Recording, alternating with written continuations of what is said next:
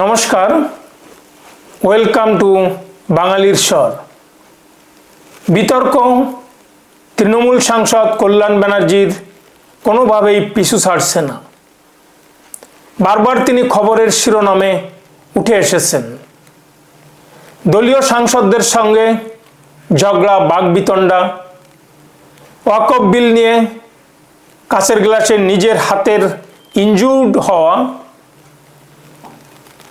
প্রাক্তন vice president Jagdeep ধনখড়জির মিমিক্রাই তৈরি করা, দলীয় সাংসদ মহুয়া মৈত্রের সঙ্গে নজিরবিহীন সংঘর্ষে জড়িয়ে পড়া, শেষ পর্যন্ত তৃণমূলের মুখ্য সচেতক পদ থেকে রিজাইন দেওয়া, বারবারই এসব নিয়েই তিনি শিরোনামে থেকেছেন।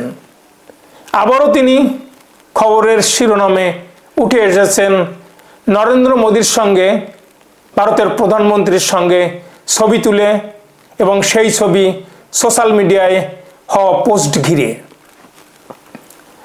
এর আগে তিনি দলনেত্রীর সমালোচনা করেছেন, নিষেধাজ্ঞার প্রকাশ্যে প্রকাশ করেছেন, আবার অনুতাপও করেছেন। কি বলেছিলেন?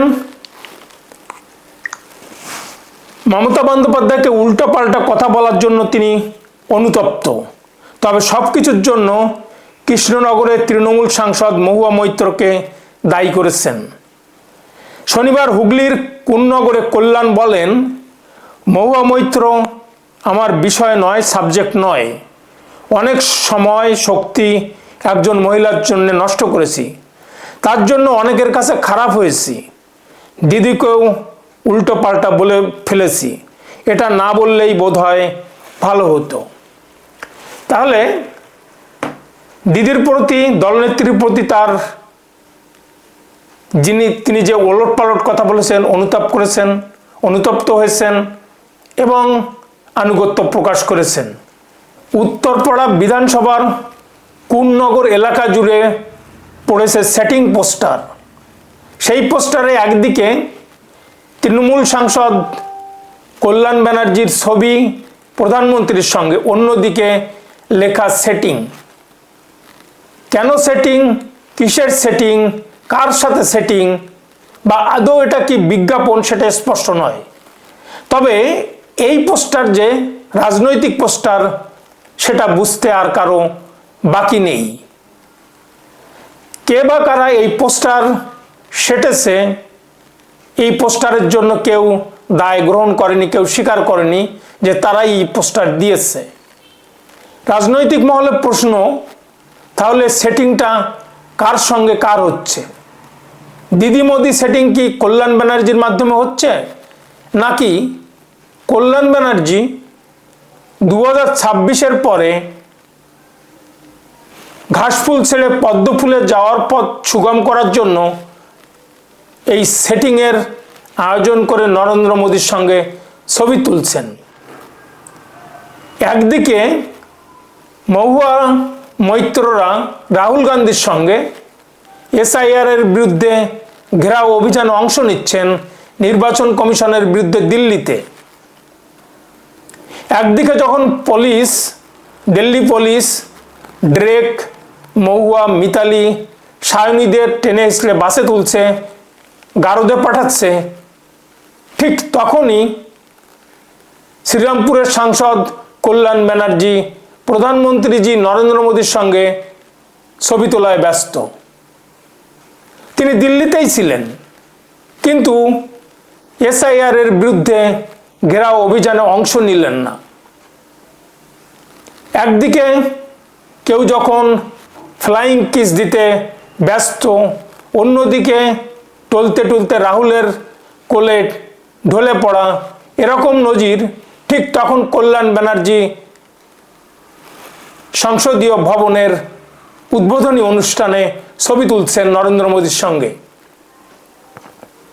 ফলে জল্পনা রাজনৈতিক মহলে উস্কে দিয়েছে যে সত্যি সত্যি কি কল্যাণ ব্যানার্জি ঘাসফুল ছেড়ে পদ্মফুলে ঢুকছেন, পদ্মফুলে যাচ্ছেন, নাকি সেই পথ পরিষ্কার করছেন। তিনি অবশ্য সব জল্পনা কল্পনার অবসান ঘটিয়েছেন সোশ্যাল মিডিয়াতে তার পোস্ট করে। এক্স হ্যান্ডেলে তিনি লিখেছেন, আমি 2014 সাল থেকে সংসদীয় ভবন কমিটির সদস্য। আমাদের সাংসদদের জন্য প্রয়োজনীয় সংখ্যক বাংলো না থাকার জন্য আমরা এই ভবনটি নির্মাণের চেষ্টা করি। এটা অত সহজ ছিল না এবং এর ভিতরে যত প্রস্তাব ছিল তার অধিকাংশ তার নিজের, তিনি লিখেছেন, বলেছেন, এবং অনেক চেষ্টার পর ভবনটি নির্মিত হয়েছে। প্রধানমন্ত্রী 10টার সময় সেটা উদ্বোধন করেছেন। আমি সেই উদ্বোধনী অনুষ্ঠানে ছিলাম। 10টা, 10:30টার সময় শেষ হওয়ার পরে আমি সুপ্রিম কোর্টে হাজির হই, কারণ তৃণমূলেরই করা বিহারের এসআইআর এর বিরুদ্ধে যে কেস চলছে সেই কেসের হয়ে, তৃণমূলের হয়ে আমি সওয়াল করি। আরও একটি মামলা ছিল যেটা ওবিসি সংক্রান্ত, ফলে আমি এসআইআর এর বিরুদ্ধে হওয়া ঘেরাও অভিযানে অংশ নিতে পারিনি। প্রত্যক্ষদর্শীরা জানান, ওই উদ্বোধনী অনুষ্ঠানে বাবা খড়গ সিং মার্গে যে ভবনটি তৈরি হয়েছে, 184টি ফ্ল্যাটের যে ভবনটি তৈরি হয়েছে, সেই ভবনে প্রধানমন্ত্রীজি যখন কল্যাণ ব্যানার্জির সঙ্গে কুশল বিনিময় করেন, তখন কল্যাণ ব্যানার্জিকে জিজ্ঞাসা করেন, কল্যাণজি কল্যাণ হ্যায়? কল্যাণ ব্যানার্জি ইতিবাচক ভঙ্গিতে ঘাড় নেড়ে উত্তর দেন। এরপর প্রধানমন্ত্রীজি আবারও জিজ্ঞাসা করেন, সব কুছ কল্যাণ হ্যায়? তখন তিনি বললেন, হ্যাঁ, আমার জন্য সব কিছু কল্যাণমূলক হয়েছে। এরপরে ছবি তোলার জন্য নিজ হাতে কল্যাণ ব্যানার্জির চেয়ার সরিয়ে প্রধানমন্ত্রীর পাশে দাঁড়িয়ে ছবি তুললেন। ফলে প্রশ্ন তো হবেই।